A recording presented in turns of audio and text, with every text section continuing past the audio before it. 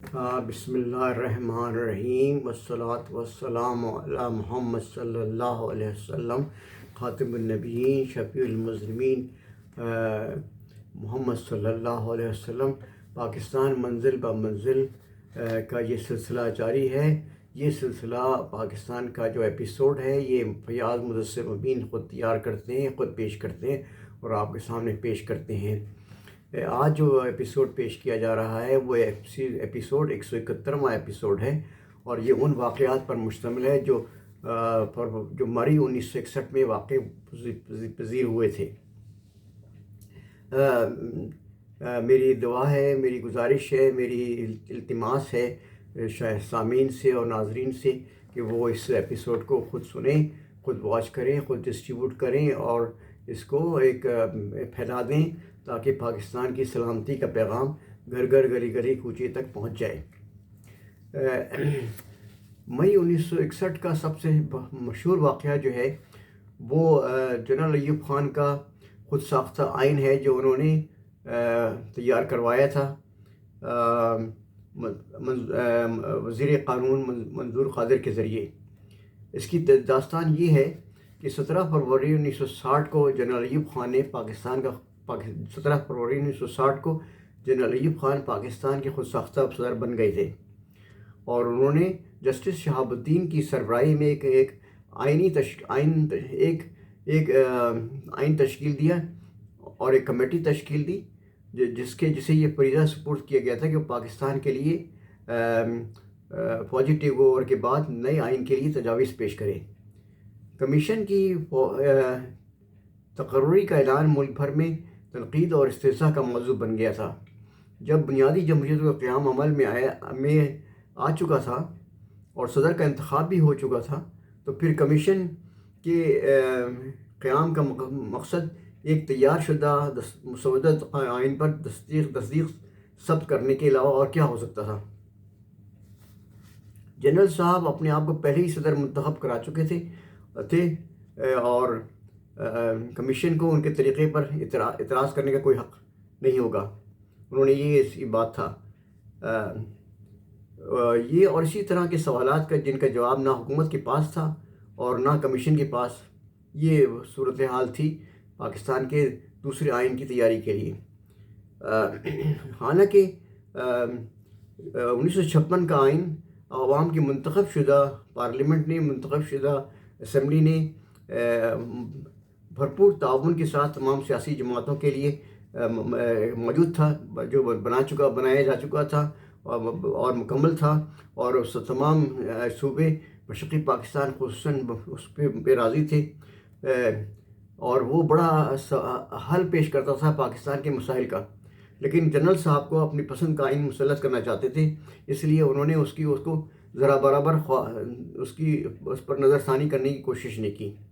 29 April 1961 کو آئین commission کے نے جو موصول ہونے والے آراء کی روشنی میں اپنی رپورٹ تیار کی جو 6 مئی 1961 کو جنرل ایوب کو پیش کی گئی۔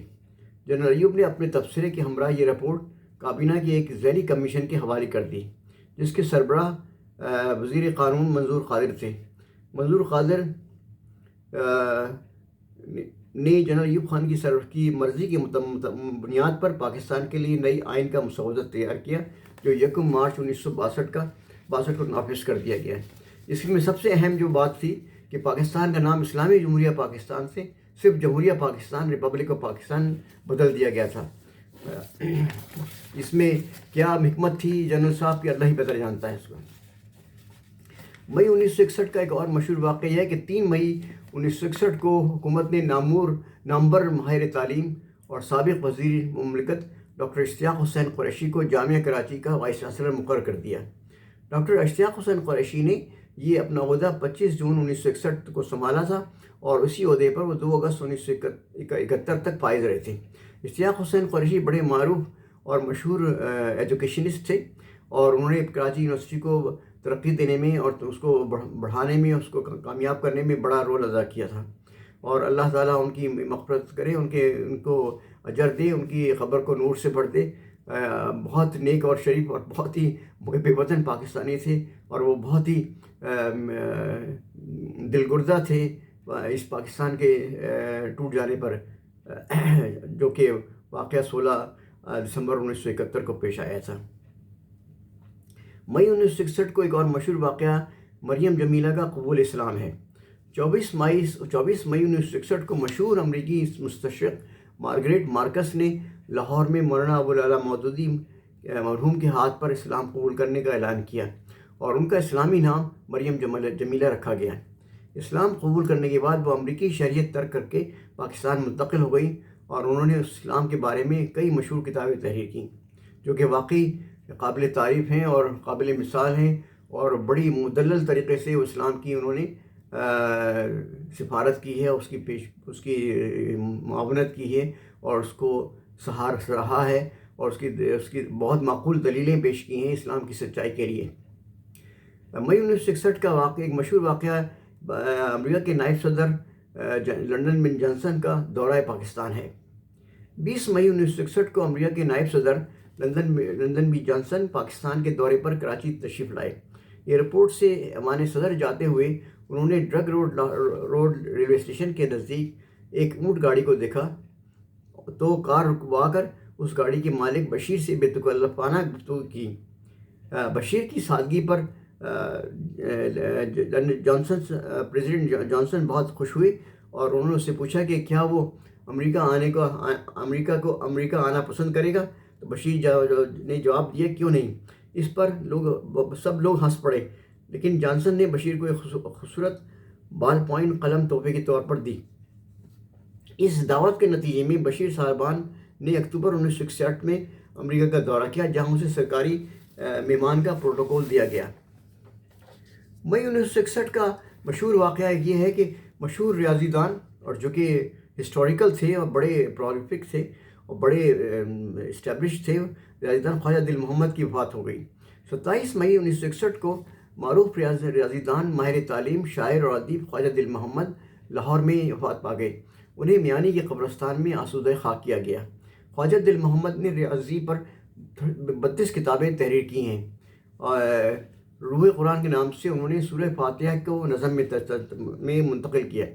وہ اسلامیہ کالج میں ریاضی کے لیکچرر رہے اور عمر بھر اسی دانشگاہ سے وابستہ رہے۔ آخر میں اسی کالج سے پرنسپل کی حیثیت سے ریٹائر ہوئے۔ خواجہ دل محمد کا الجبرا بہت مشہور کتاب ہے اور بڑی زمانے تک پاکستان کی اسکولوں میں پڑھایا جاتا رہا ہے۔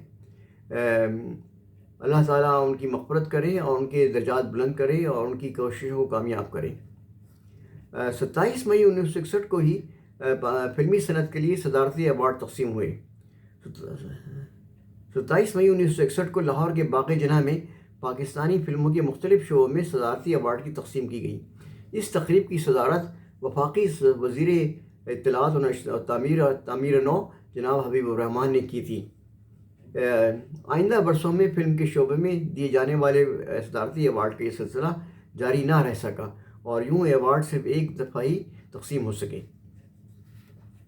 1 1961 کو پاکستان اور جاپان میں فضائی معاہدے پر دستخط ہوئے۔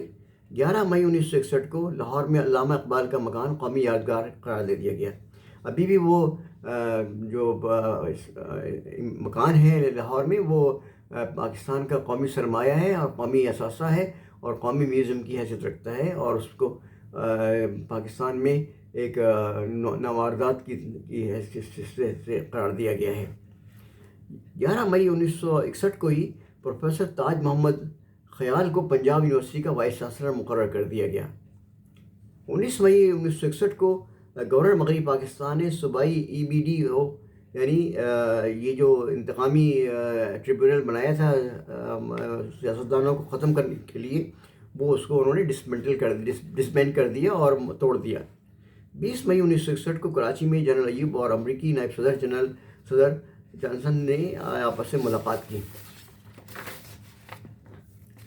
21 مئی 1961 کو ماشاء اللہ کی تلوار پھر سرگرم عمل آئی اور خان عبدالقیوم خان اور نواب مشتاق احمد گرمانی کو 5 سال کے لیے منتخب اداروں کے لیے نااہل قرار دے دیا گیا۔ یہ اصل میں کام تھا کسی طرح کا پاکستان کے سیاسی جو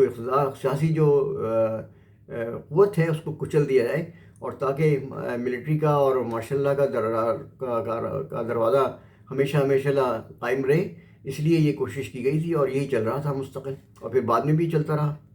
24 مئی 1961 کو بیگم رانا لیاقت علی خان کو اٹلی اور تیونس میں پاکستان کی سفیر مقرر کر دی گئیں۔ 25 مئی 1961 کو پاکستان کی دستاویزی فلم کھیلوں کی جھلک نے عالمی انعام حاصل کیا۔ 28 مئی 1961 کو حکومت پاکستان نے تحریک پاکستان کے اولین شہید محمد مالک کی یادگار تعمیر کرنے کا اعلان کیا۔ 30 مئی 1961 کو تعلیم کمیشن کی سفارشات پیش ہوئیں، مگر دو لینگویج تعلیم کی پالیسی جاری رہی۔ اعلیٰ طبقے کے لیے انگریزی اسکول اور غریبوں کے لیے اردو میڈیم اسکول اور سپر ایلیٹ کے لیے گرامر اسکول قابل قبول رہے ہمیشہ کے لیے، اور اس تعلیمی کمیشن میں بھی وہ جزو لا ينفك تھے۔ اس طرح یہ سلسلہ شروع ہوا اور ابھی تک وہ برقرار ہے۔ ابھی بھی بڑی افسوس کی بات ہے کہ اس وقت بھی جو اسکول ہیں، گورنمنٹ اسکول ہیں پاکستان کے سرکاری اسکول میں اردو میڈیم ہے، اور جو اس سے اوپر ہیں ان میں انگریزی میڈیم ہے، اور جو گرامر اسکول ہیں ان میں برطانوی تعلیمی نصاب پڑھایا جاتا ہے۔